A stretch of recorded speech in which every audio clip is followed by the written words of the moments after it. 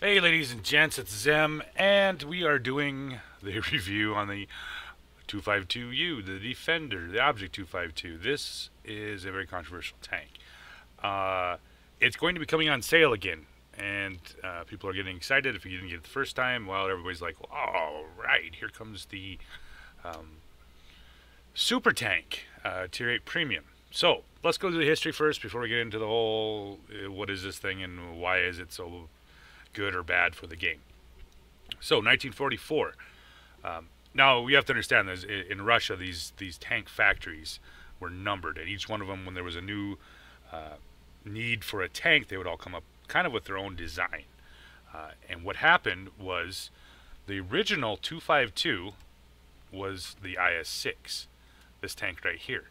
This was the original 252, Object 252. Well, what happened was in its design state, they did build some prototypes of the IS-6, but they changed the design of this IS-6 to what they called the 252U, which is what we have in game, which is this tank. You can notice the slight differences and changes, of course, in the nose, heavier armor, and all that kind of stuff, and some changes to the turret. So yeah, you can see, obviously you can see the similarities between the two of them. But this started out, like I said, as a prototype. Um, it didn't work out as well as they thought. They did some changes to it. They drew it up to the 252. Problem is, this tank was never built. As far as I know, no prototype was ever built. The IS-6s, of course, were. This was all in the competition for a heavy tank. Now, of course, if you watch the ISU review that I did here about a month, 2 months ago, this tank, the IS-6, eventually lost out to the Object 701, which is, of course, what we have in game, which was the prototype for the IS-4. Confused? Yeah, because it gets really confusing. So the IS-4 was going to be a cheap-built version that they could produce in large numbers. Both these tanks, for some reason, they actually all lost out to this tank, the IS-3. This is the one they put in production and produced, not a whole lot of them, but this was actually the production tank they built. The IS-4 was produced in small numbers only years later. Yeah, very confusing. What's interesting about it, though, is the Object 252 would be later on. This design for the 252U was used into another tank called the Object 257, which ended up being an early prototype for the IS-7. Yeah, yeah, lots and lots of changes here. This is, like I said, has a lot to do with the tank factories at the time were producing all these different blueprints. They were producing prototypes. They were all fighting for these, what's going to be the best tanks and all that stuff. So you get this literal plethora of different designs, different ideas, and all that stuff. So that's the history behind the 252. The original 252 was the IS-6.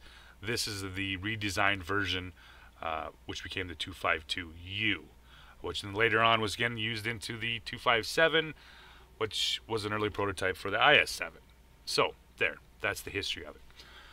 So back to what is the problem with this tank. Well, it's stupidly good. It's ridiculously well armored, and this has caused quite a bit of contention on the forums, quite a contention on players in the game as a premium tank, which makes this tank better than most, if not all, the other tier 8s in the game. Remember, IS-3 was the SEAL clubbing champion. This was the tank that everybody used in tier 8 strongholds, tier 8 matches, whatnot. This was the preferred tank. Somewhere along the lines, the Wargaming decides, you know what? No, we're gonna make it bigger, better, and more badass. So they brought the 252 in, and then we're gonna make people pay $50 for this tank, and we're gonna laugh our ass all the way to the bank. And they did, and people bought it, for obvious reasons. It's an extremely, yeah, it is very good, and if you're gonna buy it, I'll give you right out the hat. This is 2 thumbs up. Probably, at least in the heavy tank division, the best tier 8 premium, easily. The only other thing, this of course suffers on, well, we're talking about situational here. The Patriot, even the Louvet, haul down will kick the shit out of this tank. But for the other 90% of the time, this is a monster. This will own most other premium tanks and easily in-game tanks as well.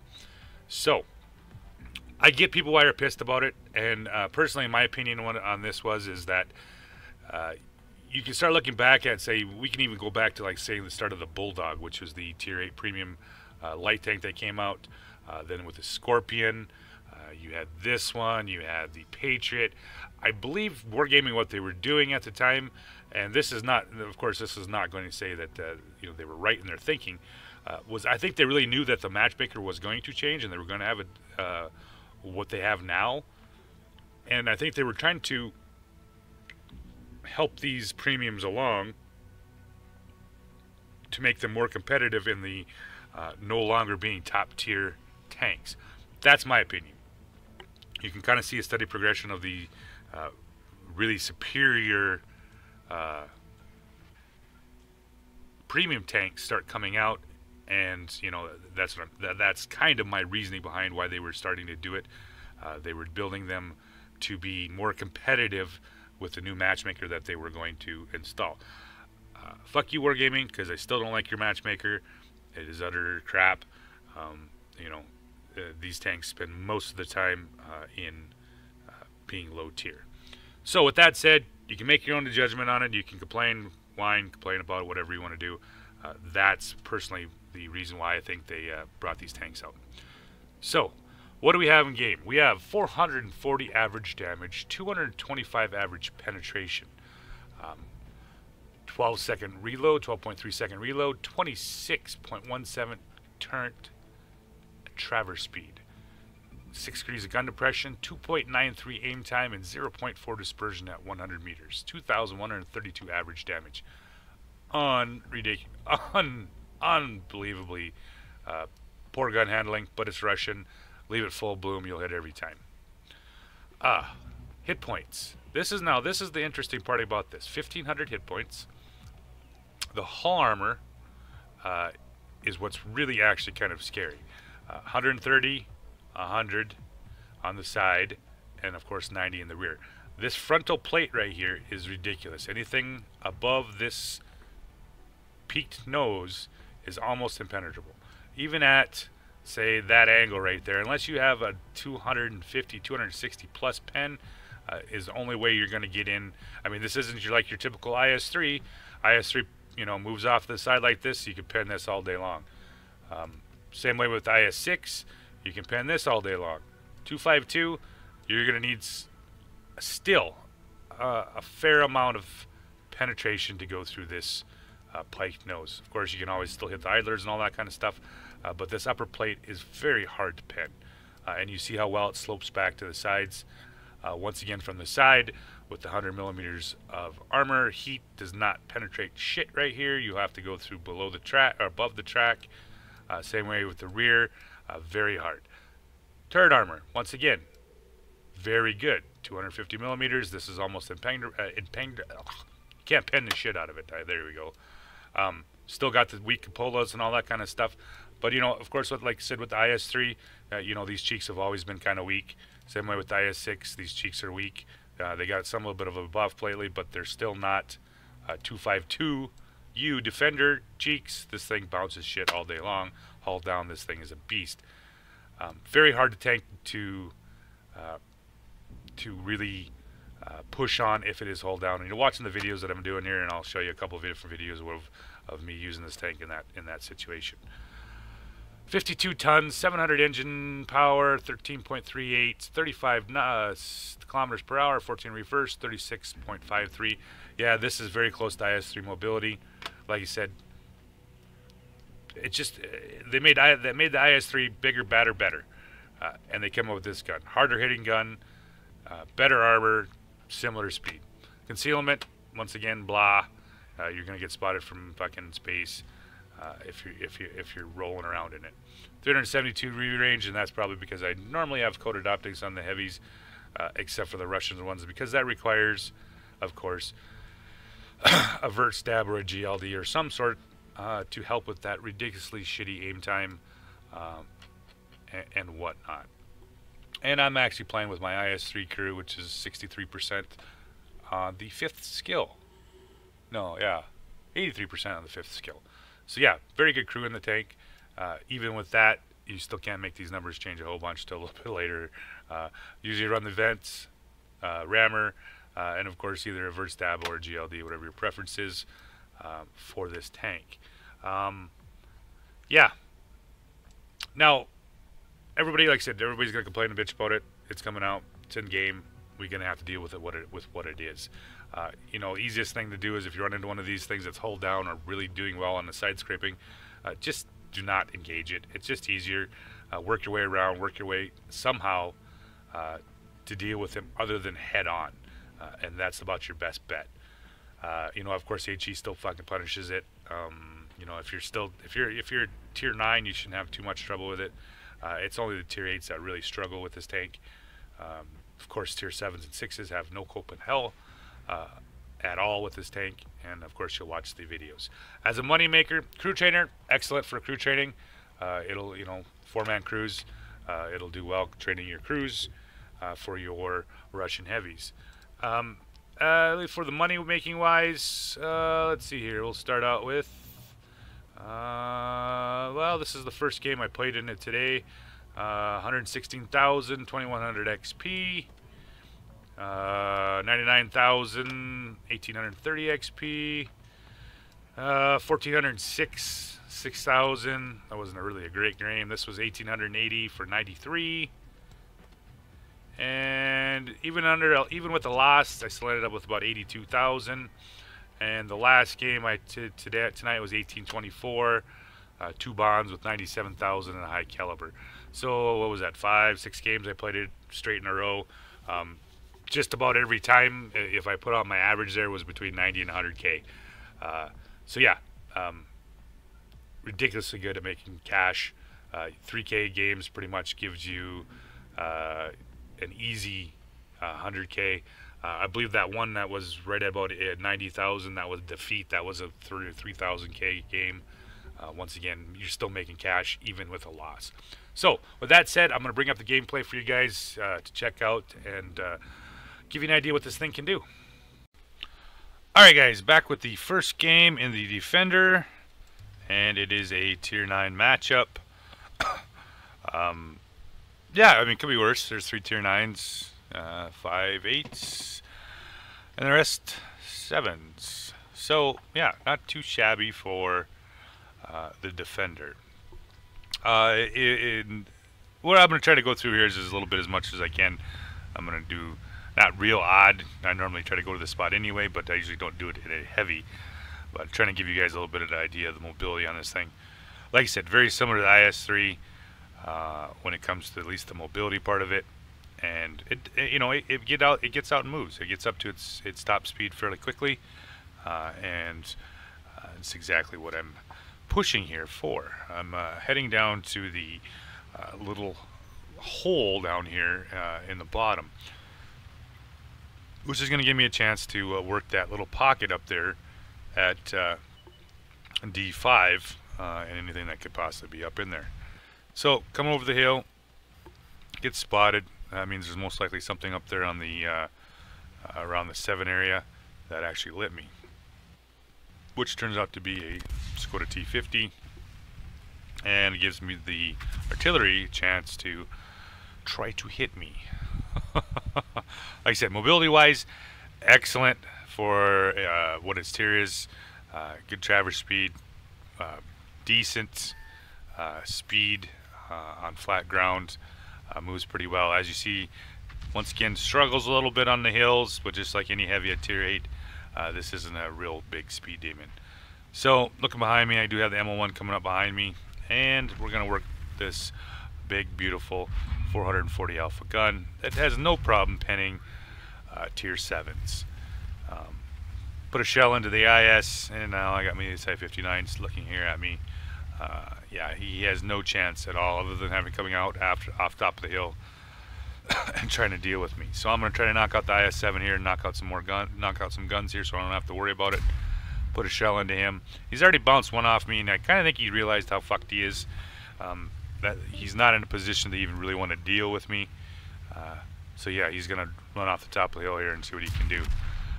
Doesn't get a second shot on me.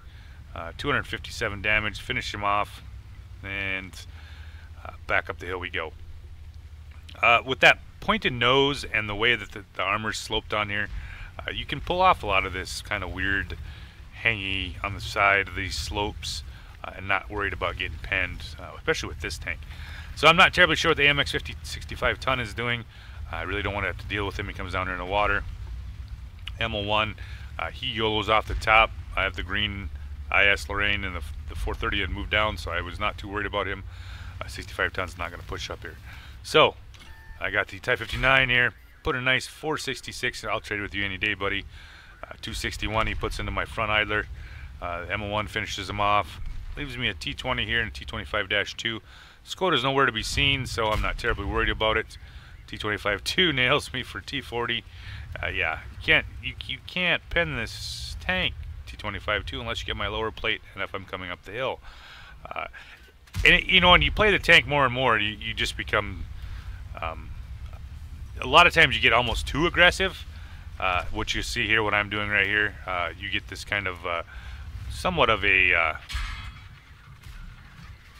godlike mentality that not everything's gonna have a hard time pinning you. For the most part, most things will. That Skoda, if you would have been given a little bit more time, he might eventually, you know, got my underplate, but he didn't. So now he's on the run here. So if on the Leo, yep, full bloom, 380. Lorraine's after the Skoda, and he actually finishes off the 40 ton and gets me in the side for 350. And of course, T28's right here gets me for 406. So that's all right. T28, you can stay right there. Do a little bit of a wiggle. He gets my upper plate. He has no chance in hell to pen me. The only way he can pen me realistically is the lower plate, and that's going to have to be set even at an angle. He's not going to be able to actually do that straight on. He'll probably have a pretty good chance. And Russian, you don't need to aim. You just fire that shit, and off we go.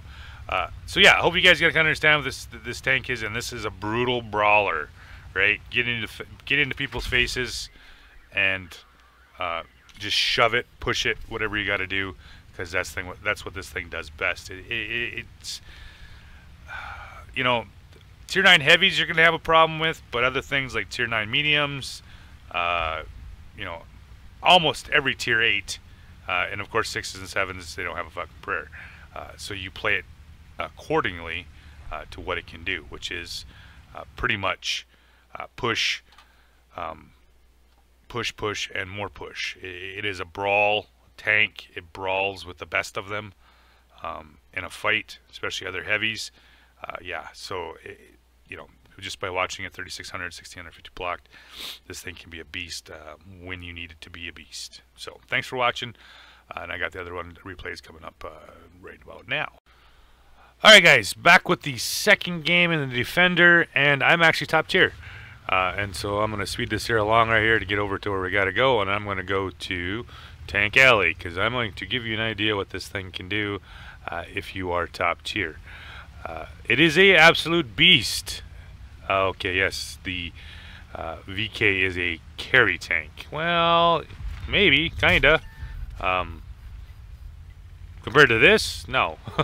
The VK doesn't quite carry like this thing can. So I got a Ferdy, I got a VK, I got a T20H HTC in front of me here, and I'm gonna look here for the VK. Try to get into his cupola, and I'm not doing so hot. So Russian accuracy, I know I should do. I know this needs to be full bloom, but you know, I like to aim. Do finally get his lower plate though. Put a nice shell into him for 458. Now dealing with a Ferdinand and a VK, both with 128 millimeters, you'll notice how strong this turret really is. Yeah, it gives me a pretty nice. Once I get hull down right here, I have a pretty good chance of simply just holding against these two if I really wanted to. KV2 decides he's going to poke his nose up and see what he can do. Didn't work out so hot. Finally, come on. Nope, can't get the cupola. Fuck it. Switch to a premium round because These are 2 tier 8s right here, and if I can knock these guys out, it's going to go a whole long ways, much further to actually be able to win the game. Donked a shot for some reason. I think I was trying to hit his little cheekies, but that didn't work. All of a sudden, Jorge turns up in the Cromwell. Word to the wise: if you're in a Cromwell and you're facing off against the defender, it doesn't matter how much scraping you do. You're pretty much going to get fucked if I decide to shoot at you. But I don't. Instead, I'm going to have to deal here with the VK. Once again, trying to hit the cupola. The top of the cupola is a little bit weaker, and for some reason my shells are all going just a little bit low. So, one more time here. Sit at about 2,800, almost 3K blocked, about 1,100, 1,200 damage. Finally knocked the VK out. Now it's time to move. Got the Ferdinand up straight ahead here, and the Cromwell. And we're sitting 5-3, still pretty tight game. And I find the Ferdinand, and I'm not terribly sure if he decided to sit there for a reason or what. So I'm going to do a little bit of side scraping here and see what I can do. Ferdinand takes a pop shot at me. Yeah, there we go. 460 to his upper hull, you know, which isn't terribly, 200 millimeters, not terribly hard to pen with this gun. Gonna do one more here and see what we can do. Unfortunately, I actually hit his gun barrel, which kind of screwed me here. So I'm gonna pull around here. The AT-15, why he's not shooting the Ferdinand, I have no idea. I can't finish the Ferdinand even though I rolled a 403. Unfortunately, trying to get it back around, I get it nailed in the side by the Ferdinand. Thank you, AT, for not just finishing off the more important target than the Cromwell. So, sitting at 3,315 blocked and about 2,000 damage. We're just going to see what... I don't know if he was deciding whether to rush him or he was going to side scrape on him. I don't know. So, on the move again. We pretty much got it in hand as far as I could tell. Jagdpanzer 4 is up on the hill with Centurion 1. And we got an AMX 1357F behind us. He's moving in on the AT. But I really want to get rid of this T-28. Puts a nice shell into him. Roll a little low at 382. They finally figure out, kill the Jagdpanzer 4 on top of the hill. And now I'm going to try to make them run here on the T-28. Russian accuracy, oh! Damn it! You'd think it'd made 57,000 battles. I would just say, you know what? Just, you gotta full bloom that shit. But I didn't. Let's see if I get a little bit closer here and see what we can find. Nope. Come on. There we go. Finish him off. Puts me up about 2,500, about 4K blocked. And I have an Oni here that is currently doing his damnedest working this Dickermax over here. Put a nice big shell onto him for 437 and puts me up right at about 3K. So I got AMX 1357F. He's getting chased by the Comet. Skoda, the M12 are the bottom. AT-15 is slowly working him over. About 4,200 block. This thing is a beast if you are top tier and you get such maps as Himmelsdorf, which are very small. Take the wrong side of the tracks. I'm on the wrong side of the tracks again, fellas. And I did not get the AMX. I thought he was going to pull around the corner and let me boom him, but he didn't. So, come around the corner on him, full bloom that shit. 3,300 damage, 4,285 blocked. Nice game. Alright, bringing you guys the last game in the Defender. And I'm do a little speed up here. I'm going to try to get up here. Watching me drive around all day long takes a little bit of time. So, no artillery, and still bottom tier. There's only 4 9s, the rest are all 8s. So it's going to be kind of an interesting game here. I don't have my usual, because I have to run some sort of gun laying drive on this tank because of its horrid aim time. So yeah, not quite as easy to pick up the extra XP, having that extended view range. But I do have a nice turret, so I'm just gonna poke here and see here. I'm gonna kind of bide my time. It's best to bide your time on this map as much as possible. I have a 46 Patton with me with a great range. T49's up in a nice bush up on the top. He's not spotting anything on the 1-2 other than the original Lorraine. So that's leading me to believe that there's probably not a whole lot over here on this 1-2 line. Granted that right now there had only been 4 tanks spotted, 5 tanks spotted. Yeah, that means half the team is nowhere to be seen.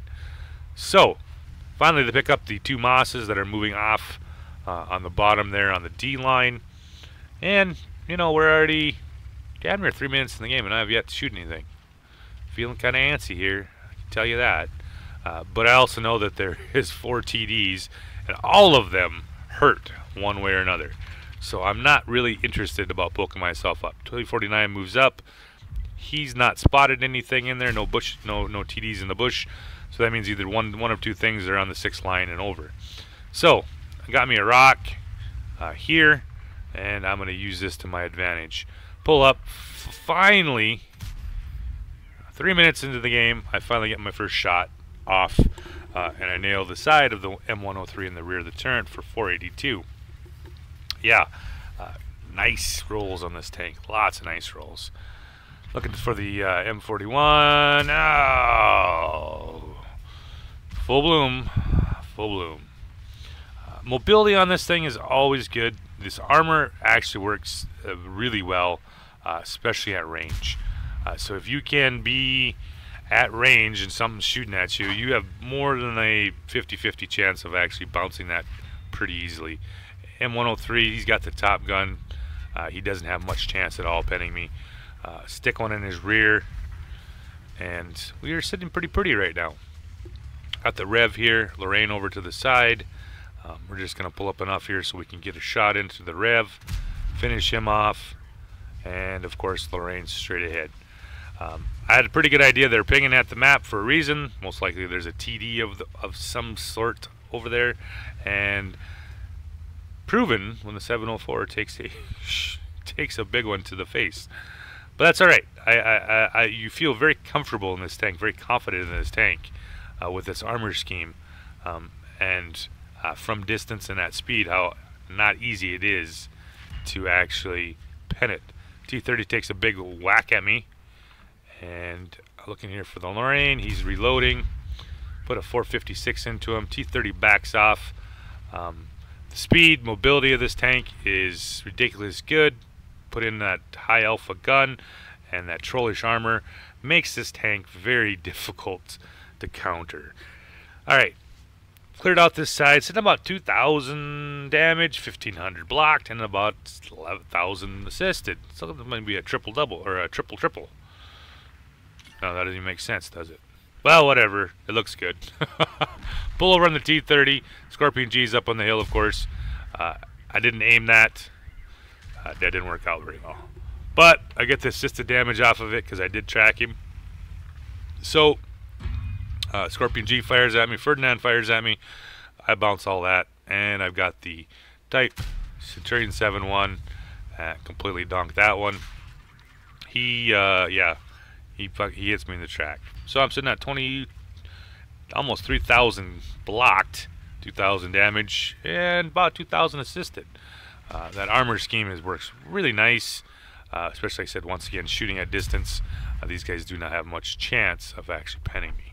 So, all said and said, I hope you guys enjoyed the review of this tank. If you get a chance, you got the money for it, pick it up. It's ridiculous. It does a very nice job of actually being able to dominate stuff like this. So, thanks again, and we'll see you guys later.